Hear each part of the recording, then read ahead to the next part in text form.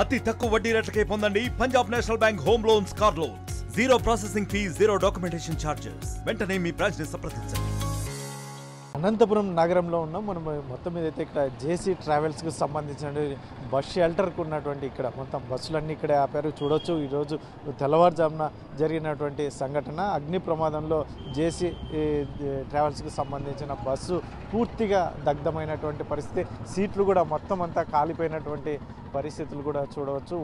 ఏకంగా ఏదైతే ఉందో బస్సు ఏమాత్రం పనికి రాకుండా మొత్తం కాలిపోయింది అని చెప్పేసి ఫైర్ అధికారులు కూడా చెప్తున్నటువంటి నేపథ్యం. ఇటువంటి పరిస్థితుల్లోనే ఇక్కడైతే మొత్తం బస్సులన్నీ రన్ చేయనటువంటి పరిస్థితి.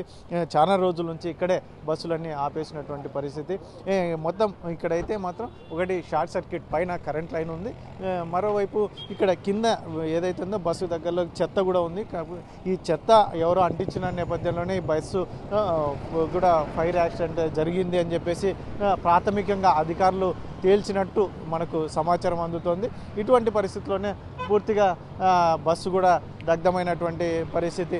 ఇటువంటి పరిస్థితుల్లోనే ఇక్కడ మొత్తం ఫైర్ అధికారులు కావచ్చు, పోలీసు ఉన్నతాధికారులు కావచ్చు, చాలామంది వచ్చి ఇక్కడ పర్యవేక్షిస్తున్నటువంటి నేపథ్యం. విజువల్స్లో కూడా చూడవచ్చు ఈ అధికారులు, ఫైర్ అధికారులు కూడా వచ్చినటువంటి నేపథ్యం. పూర్తిగా ఇక్కడ సంఘటనా స్థలాన్ని పర్యవేక్షిస్తున్నటువంటి నేపథ్యంలో ఏమి ఇప్పటికే ప్రాథమికంగా ఏమి దర్యాప్తులో ఏం తేలింది అనేది అధికారులను అడిగి తెలుసుకుంది. సరే ఏంటి సార్ ప్రాథమికంగా ఏమి ఇన్ఫర్మేషన్ అంటే మాకు పొద్దున 5:20కి అట్లాగా మెసేజ్ వచ్చిందండి, చిన్న ఒక ఫైర్ అవుతుంది అని. ఇమ్మీడియట్గా మేము 2 బండ్లతో మా అనంతపూర్ ఫైర్ యూనిట్ ఇక్కడ వచ్చేసి మొత్తం ఆర్పేసి ఇన్వెస్టిగేట్ చేస్తున్నాం. సార్ ఒకటి ఫైర్ పైనే కరెంట్ వైర్ ఉంది, ఫైర్ యాక్సిడెంట్ అంటున్నారు, లేదంటే ఇక్కడ చెత్త కూడా ఇక్కడ తగలబెట్టిన నేపథ్యంలో దీనికి ఫైర్ ఏమన్నా వచ్చిండే అవకాశం ఉంది? ఇన్వెస్టిగేషన్ తెలుసు, పోలీస్ ఇన్వెస్టిగేషన్ చేస్తాము. అదేవిధంగా ఫైర్ మా అభిప్రాయం కూడా మేము చెప్తాము. మా రోల్ ఏంటంటే మేము వచ్చి ఫైర్ ఆర్పడము, లాస్ట్ పర్టికులర్స్ తీసుకోవడము, ఇవన్నీ కూడా చేశాము. 2 ఫైర్ ఇంజన్లు వచ్చాయి. ఇన్ టైంలో మేము రావడం వల్ల మిగిలిన బస్సులన్నీ సేవ్ కావడం జరిగింది.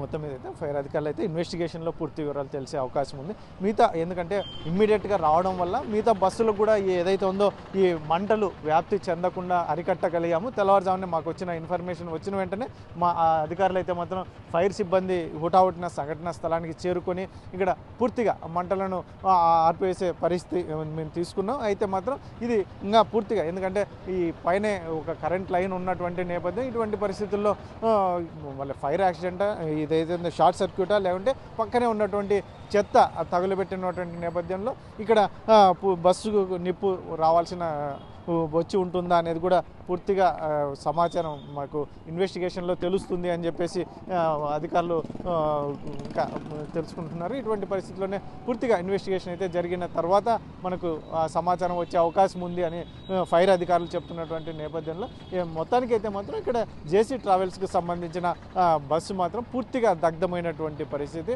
అది ఏమిటికి పనికి రాకుండా మొత్తం టైర్లు, మొత్తం సీట్లు మొత్తం అన్నీ కూడా దగ్ధమైనటువంటి పరిస్థితి. ఇటువంటి పరిస్థితుల్లోనే ఫైర్ అధికారులు అయితే మాత్రం క్షుణ్ణంగా పరిశీలిస్తున్నాం. మన ప్రాథమిక నివేదిక అయితే మాత్రం అంత పంపేందుకు మేము సిద్ధం చేయాలి.